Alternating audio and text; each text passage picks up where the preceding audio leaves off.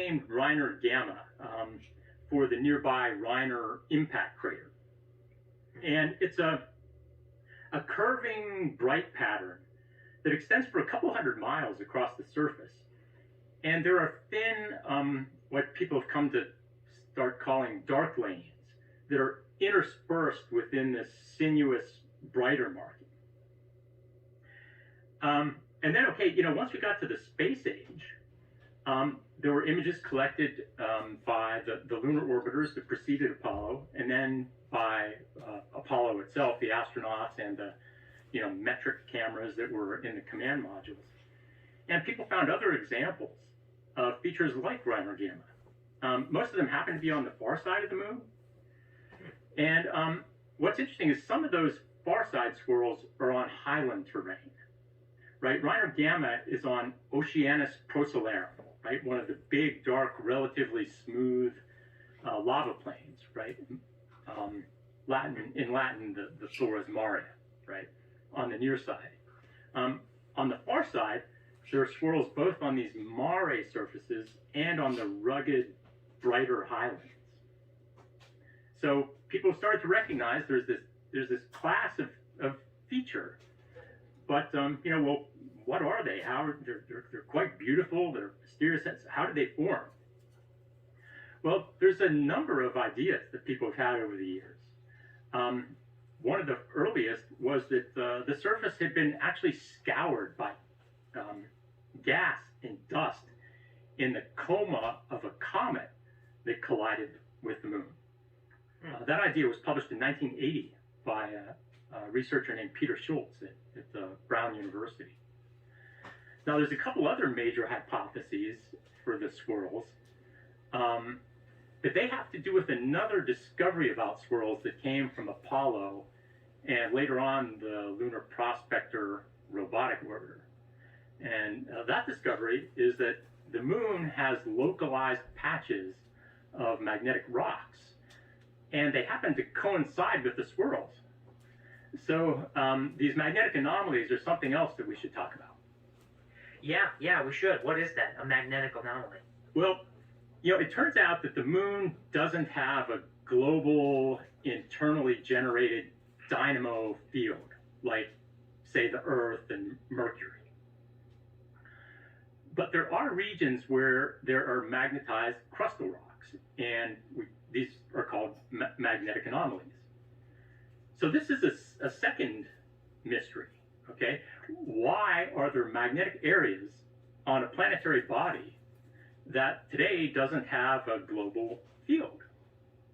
Well, just like with the swirls, there are a number of hypotheses for the formation of the magnetic anomalies. But now that we know about the magnetic anomalies, let me head back to some of those other ideas for how the swirls may have formed. Yeah, and then we'll tie this all back in. I can say some more about the magnetic anomalies in a couple minutes. Mm-hmm. All right. So how did the swirls form? Okay, one idea is scouring by the coma of a comet. Well, another hypothesis is called solar wind shielding.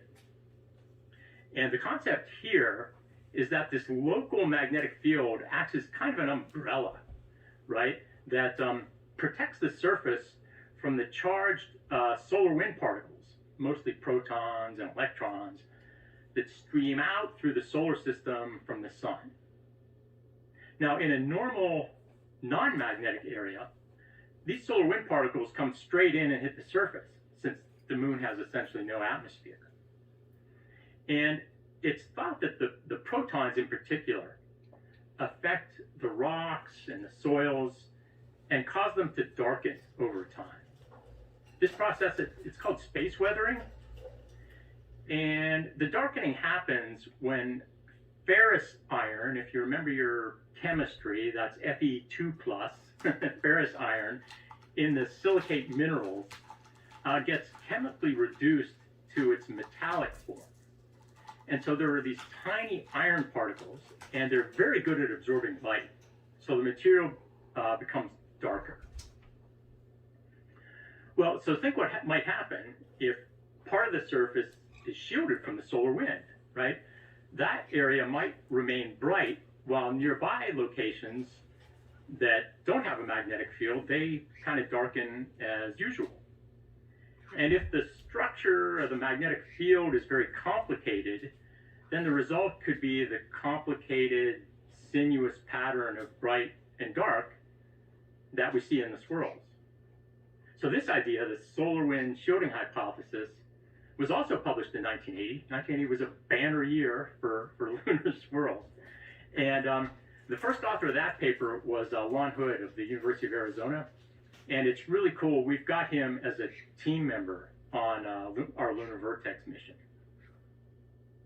And I'll just mention one other idea for what the swirls, how they could be forming.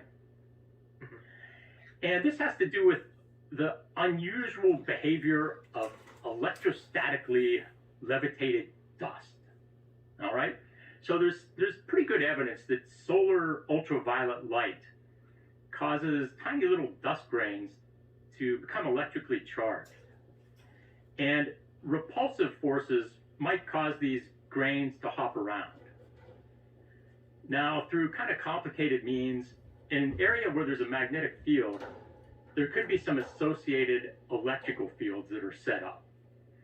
And therefore, these electrical fields could influence the way that these little charged dust grains are hopping around. And maybe they get attracted to or repelled from certain locations that causes an accumulation of dust. And maybe this bright dust is what we're seeing as the swirl.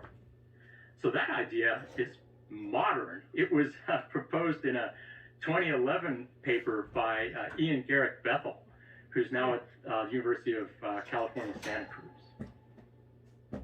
So those are pretty much the leading ideas